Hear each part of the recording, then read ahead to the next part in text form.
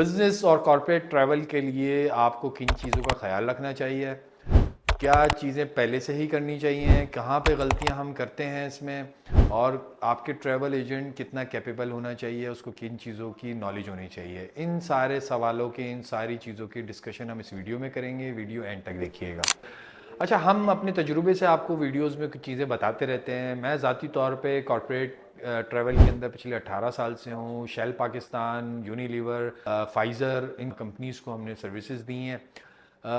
इन सब इस मामलात में जो है जो प्रॉब्लम्स क्रिएट होती हैं, सबसे पहले तो आपकी वीज़ा के मामले में आपको प्रॉब्लम होती है, जो कि ज़्यादातर ट्रैवल एजेंट के पास इस चीज़ की डिटेल्स नहीं होती। वो हर वीज़ाज़ को एक ही डॉक्यूमेंट्स और एक ही प्रोसेस के थ्रू समझते हैं। तो ये चीज़ किसी आप ऑथेंटिक या एक्सपीरियंस ट्रैवल एजेंट से आप ये काम कराएं, क्योंकि आपको ये परेशानी ना हो। इसमें ट्रैवल डेट की परेशानी होती है कि आपकी कॉर्पोरेट में चूँकि इन्विटेशंस आए हुए होते हैं, कुछ ट्रेनिंग्स हो रही होती हैं, कुछ कॉन्फ्रेंसेस होती हैं, तो उसमें आपको टाइमली वहाँ पहुँचना होता है। तो उसके लिए आपको जब एक प्लान करना पड़ेगा, तो वीज़ा का भी आपको उसमें प्लान करना पड़ेगा और कुछ दिन का मार्जिन भी उसमें रखना पड़ेगा। मिसाल के तौर पे अगर कोई एम्बेसी 1 महीना ले रही है, तो आपने उसमें 15 दिन और ऐड करने हैं और आपने अपने ट्रैवल को सिक्योर करना है, ताकि आपको टिकट्स में प्रॉब्लम ना आए, आपको वीज़ा आने में प्रॉब्लम ना आए।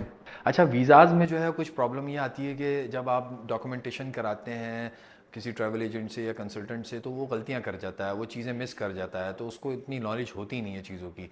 फिर प्रॉब्लम कहाँ आती है कि वो एम्बेसी में आपका डीलर वहाँ पे खड़ा हुआ है, या फिर आपका कोई कुलीग है, या फिर आपकी कोई कंपनी की मैनेजमेंट का कोई आदमी है, तो वो बड़ी एम्बेरसमेंट वाली चीज़ होती है कि वो वहाँ एम्बेसी में खड़ा हुआ है और उसके डॉक्यूमेंटेशन में कुछ कमी है, उसके डॉक्यूमेंटेशन में कोई एरर है। तो इन सब चीज़ों को आपने बहुत ध्यान रखना है।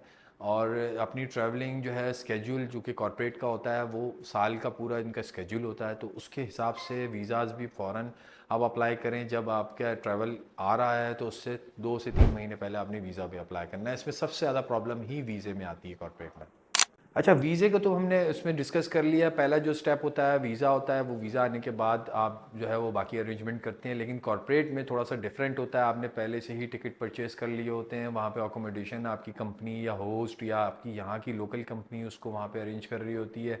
तो ये सब चीज़ें पहले से अरेंजमेंट हो चुकी हुई होती है। तो इसमें भी ये आप अपनी कंपनी को नुकसान ना दें, वीज़ा को टाइमली अप्लाई करें। टिकट्स में आप अपना रूट ज़रूर देखें। टिकट्स में आप मीट एंड असिस्ट भी होना चाहिए। कुछ जगहों पे एयरपोर्ट्स पे अगर आपके पास अच्छी प्रोफाइल के लोग हैं, तो आप उनको मीट एंड असिस्ट दें, आप उनको एयरपोर्ट प्रोटोकॉल्स दें, आप उनको जो है वो पिक एंड ड्रॉप दें एयरपोर्ट से।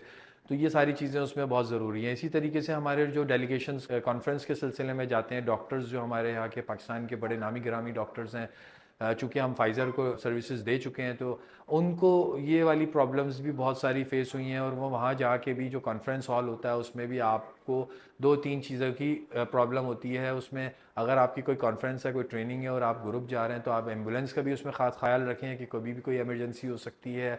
आपने इन चीज़ों का, अपनी हेल्थ का और अपने लोगों की सिक्योरिटी का बहुत ख्याल रखना है।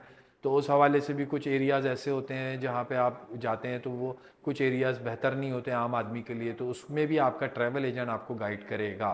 आपको किसी भी किस्म की कॉर्पोरेट ट्रैवल के हवाले से आपका ट्रैवल एजेंट आपको रिस्पांस नहीं करता, उसको इन्फॉर्मेशन नहीं है, वो आपका काम नहीं कर पा रहा, आपने ज़रूर हमसे कांटेक्ट करना है। नीचे नंबर दिया हुआ है, ईमेल एड्रेस दिया हुआ है, आप ज़रूर हमसे कांटेक्ट करें। इसी के साथ देखते रहिएगा हमारा चैनल एजे एक्सप्रेस, विज़िट भी करते रहिएगा, हमारी सर्विसेज भी लेते रहिएगा। आप लोगों का बहुत बहुत शुक्रिया वीडियोज़ देखने का, सवाल भेजने का। जज़ाकल्लाह खैरन।